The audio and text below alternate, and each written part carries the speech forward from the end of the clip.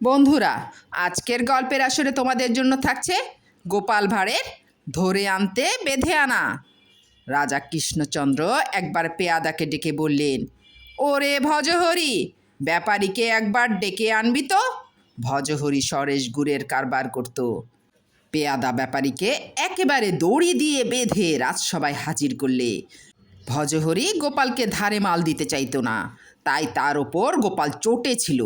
পেয়াদা তাকে আজ একেবারে রাজসভায় বেঁধে এনেছে বলে গোপাল মনে মনে বেশ খুশিই হলো।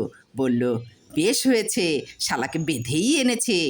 রাজা কিন্তু পেয়াদার ওপর চটে গিয়ে বললেন, আমি ভজহরিকে ডেকে আনতে বললুম, আর তুই কিনা একেবারে বেঁধে নিয়ে এলি। তোকে আমি বরখাস্ত করব।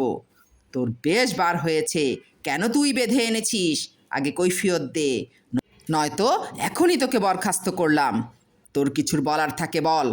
পেয়াদা কাঁদতে কাঁদতে বলল, আর করব না হুজুর, এবারের মতো বেয়াদপি মাপ করুন, না হলে খেতে না পেয়ে মরে যাব। গোপাল পেয়াদা পক্ষ নিয়ে ওকালতি করে মোলায়েম স্বরে বললে, হুজুর, একে বরখাস্ত করবেন না, এ হচ্ছে জাত পেয়াদা।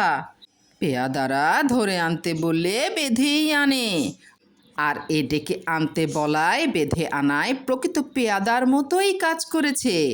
যদি জাত পেয়াদা না হতো সে কখনোই বেঁধে আনতো না। কথাটা ঠিক কিনা এবার মহারাজ আপনি বিবেচনা করে দেখুন। গোপালের কথায় রাজা হেসে ফেললেন এবং অতি করিতকর্মা পেয়াদাকে ক্ষমা করে দিলেন সেবারের মতো। বললেন, এবারের মতো অবশ্য মাপ করলাম, আর যেন কখনো এমন না হয়, মনে রাখবি।